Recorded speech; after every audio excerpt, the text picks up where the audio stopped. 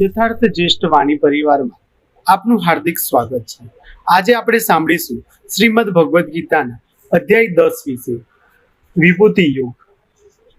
ભગવાન શ્રી કૃષ્ણ કહે છે, હે મહાબાહો, હજી ફરીથી પણ મારા પરમ રહસ્યને તેમજ સ્વભાવને જાણનારા વચનને સાંભળ, જેને હું મારામાં અતિશય પ્રેમ ભાવ રાખનાર તને મારા હિતની ઈચ્છાથી કહું છું।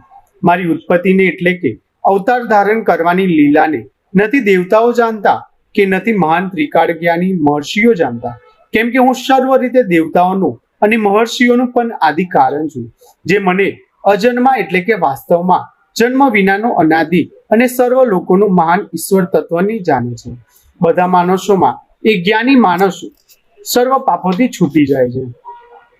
નિશ્ચય કરવાની શક્તિ, યથાર્થ જ્ઞાન, અસુંગઢતા, ક્ષમા, ક્ષત્રિય, ઇન્દ્રિયો વશમાં રાખવી, મનનો નિગ્રહ તેમજ સુખ દુઃખ, ઉત્પત્તિ પ્રલય અને ભય અભય તથા હિંસા, ક્ષમતા, સંતોષ, તપ, દાન, કીર્તિ અને અપકીર્તિ પ્રાણીઓના આવા વિવિધ પ્રકારના ભાવો મારાથી જ થાય છે। 7 મહર્ષિઓ, 4 સનકાદિ ઋષિઓ તથા સ્વયંભૂત આદિ 14 મુનિઓ મારામાં ભાવ રાખનાર આ બધાય મારા સંકલ્પથી જન્મેલા છે, જેમની સંસારમાં આ સઘળી પ્રજા છે, જે માનસ મારી આ પરમ ઐશ્વર્ય સ્વરૂપ વિભૂતિને અને યોગ શક્તિને તત્વથી જાણે છે, એ નિશ્ચય ભક્તિ યોગથી યુક્ત થઈ જાય છે। એમાં લેશ માત્ર પણ સંશય નથી। હું વાસુદેવ આખા જગતની ઉત્પત્તિનું કારણ છું અને મારાથી સમગ્ર જગત પ્રવૃત્તિ કરે છે। આ પ્રમાણે સમજીને શ્રદ્ધા અને ભક્તિ રાખનારા બુદ્ધિમાન ભક્તો મુજ પરમેશ્વરને જ નિરંતર ભજે છે। નિરંતર મારામાં મન પરોવીને રાખનાર અને મારાથી જ પ્રાણોને અર્પણ કરી રાખનાર ભક્તજનો મારી ભક્તિની ચર્ચા દ્વારા પરસ્પર મારા સ્વભાવને ઓળખાવતા તથા ગુણ અને પ્રભાવ સહિત મારું કથન કરતા નિત્ય નિરંતર સંતોષી રહે છે અને મુજ વાસુદેવમાં જ નિરંતર રમ્યા કરે છે। નિરંતર મારા ધ્યાનમાં વગેરેમાં પરોવાયેલા અને પ્રેમથી ભજનારા એ ભક્તોને હું એવો તત્વજ્ઞાની રૂપી યોગ આપું છું, જેનાથી એ ભક્તો મને જ પામે છે। હે અર્જુન, એમના ઉપર અનુગ્રહ કરવા માટે એમના અંતઃકરણમાં એમ રહેલો હું પોતે જ એમના અજ્ઞાનજનિત અંધકાર જ જળહળતા તત્વજ્ઞાની રૂપી દીપક દ્વારા નષ્ટ કરી દઉં છું। અર્જુન શ્રી કૃષ્ણને પૂછે છે, હે ભગવાન, આપ પરમ બ્રહ્મ પરમધામને પરમ પવિત્ર છો। આપને સૌ ઋષિકેશ સનાતન દિવ્ય પુરુષ અજન્માને સર્વવ્યાપી કહે છે, તે રીતે દેવર્ષિ નારદ, મહર્ષિ વ્યાસ ને આપ પોતે પણ કહો છો કે જે કોઈ આપ મને કહો છો એ સર્વને સત્ય માનું છું। દેવોને દાનવો પણ આપના લીલામય સ્વરૂપને જાણતા નથી, આપ જ તે કહી શકો તેમ છે। હે યોગેશ્વર, હું કયા પ્રકારે અને કયા કયા ભાવોથી આપનું ચિંતન કરું? આપની યોગ શક્તિ અને આપની વિભૂતિ વિશે આપ મને વિસ્તારથી ફરીથી કહો। શ્રી કૃષ્ણે જવાબ આપ્યો, હે અર્જુન, મારા વિસ્તારનો કોઈ પાર નથી ને અંત પણ નથી, એટલે મારી મુખ્ય વિભૂતિઓ અંગે કહીશ। હું બધા પ્રાણીના હૃદયમાં રહેલો છું ને સર્વભૂતોનો આદિને અંત હું જ છું।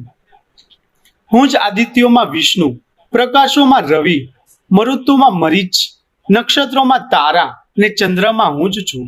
વેદોમાં સામવેદ, દેવોમાં ઇન્દ્ર, ઇન્દ્રિયોમાં મન, ભૂતોમાં ચેતના, રુદ્રોમાં શંકર, યક્ષોમાં કુબેર, વસુઓમાં અગ્નિ, ગરીઓમાં મેરુ, પુરોહિતોમાં બહુસ્પતિ, સેનાપતિઓમાં કાર્તિક સ્વામી, જળાશયોમાં સ્વાગર, મહર્ષિઓમાં ભૃગુ, વાણીમાં હોમ, યજ્ઞોમાં જપ યજ્ઞ પણ હું જ છું। સ્થાવરોમાં હિમાલય, વૃક્ષોમાં પીપળો, દેવર્ષિઓમાં નારદ, ગાંધર્વોમાં ચિત્રરથ, સિદ્ધોમાં કપિલ મુનિ, ઘોડાઓમાં ઉચ્ચશ્રવા, ગજેન્દ્રોમાં ઈરાવત, પુરુષોમાં શનિ, હથિયારોમાં વજ્ર, ગાયોમાં કામધેનુ, પ્રજોત્પત્તિમાં કામદેવ, સર્પોમાં વાસુકી, નાગોમાં શેષ નાગ ને જળચરોમાં વરુણ પણ હું જ છું। પિતૃઓમાં અર્યમા, સંયમ કરનારાઓમાં યમ, દૈત્યોમાં પ્રહલાદ, ગણતરી કરનારાઓમાં કાળ, પ્રાણીઓમાં સિંહ, પક્ષીઓમાં ગરુડ, શસ્ત્રધારીઓમાં શ્રી રામ, માછલાઓમાં મગર ને નદીઓમાં ગંગા હું જ છું। આમ સૃષ્ટિની આદિ, મધ્ય ને અંત હું જ છું। હે કેશવ, જે કંઈ પણ આપ મને કહી રહ્યા છો એ સઘળું હું સત્ય માનું છું। હે ભગવાન, આપના લીલામય સ્વરૂપને નથી તો દાનવો જાણતા કે નથી દેવતાઓ પણ જાણતા. હે સગળા ભૂતોના સર્જનહાર, હે સગળા ભૂતોના ઈશ્વર, હે દેવાધિદેવ, હે જગતના સ્વામી, હે પુરુષોત્તમ, આપ પોતે જ બંને પ્રકારે ભગવાનની વિભૂતિઓ છો. શ્રી વાક સ્મૃતિ મેઘાધૃતિ અને ક્ષમા છું તથા ગાઈ શકાય એવી શ્રુતિઓમાં હું બુહત નામનો સામ તેમજ છંદમાં ગાયત્રી છંદ છું તથા મહિમાઓમાં માગસર અને ઋતુઓમાં વસંત જ હું જ છું. છળ કરનારાઓમાં જુગાર તથા પ્રભાવશાળીઓમાં પ્રભાવ છું. હું જીતનારાઓમાં વિજય છું, નિશ્ચય કરનારાઓનો નિશ્ચય અને સાત્વિક માણસોનો સાત્વિક ભાવ છું. વિષ્ણુ વંશીઓમાં વાસુદેવ એટલે કે હું પોતે જ તારો સખો, પાંડવોમાં ધનંજય એટલે કે તું, મુનિઓમાં વેદવ્યાસ, કવિઓમાં શુક્રાચાર્ય પણ હું જ છું. હું જ દમન કરનારાઓનો દંડ અર્થાત દમન કરનારી શક્તિ છું, વિજય ઈચ્છનારાઓની નીતિ છું, ગુપ્ત રાખવા યોગ્ય ભાવોનું રક્ષણ કરનાર મૌન છું અને જ્ઞાનીજનોનું તત્વજ્ઞાન હું જ છું. હે અર્જુન, જે સમસ્ત ભૂતોની ઉત્પત્તિ નું કારણ છે એ પણ હું જ છું, કેમ કે એવું ચર કે અચર કોઈ પણ પ્રાણી નથી કે જે મારા વિનાનું હોય. હે પરમ તપ, મારી દિવ્ય વિભૂતિઓનો અંત નથી. મેં પોતાની વિભૂતિઓનો આ વિસ્તાર તો તારા માટે એક અંશ રૂપે એટલે કે અત્યંત ટૂંકમાં કહ્યો છે. જે પણ વિભૂતિ યુક્ત એટલે કે ઐશ્વર્ય સંપન્ન શોભાયુક્ત અને શક્તિયુક્ત પદાર્થ છે એને તું મારા તેજના અંશની અભિવ્યક્તિ જ સમજી લે. અથવા હે અર્જુન, આ વધારે જાણીને તારે શું કરવું છે? સાર રૂપ સમજી લે કે હું આખા એ બ્રહ્માંડને પોતાની યોગ શક્તિના એક અંશ માત્રથી ધારણ કરી રહ્યો છું. ઇતિ શ્રીમદ ભગવદ્ ગીતામાં શ્રી કૃષ્ણ અર્જુન વચ્ચે થયેલ સંવાદમાં વિભૂતિ યોગ નામનો 10મો અધ્યાય અહીંયા સંપૂર્ણ થાય છે.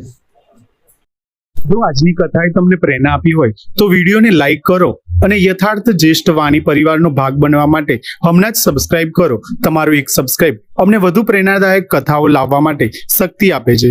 મળીએ ફરી એક નવી પ્રેરણા કથા સાથે. જય શ્રી કૃષ્ણ.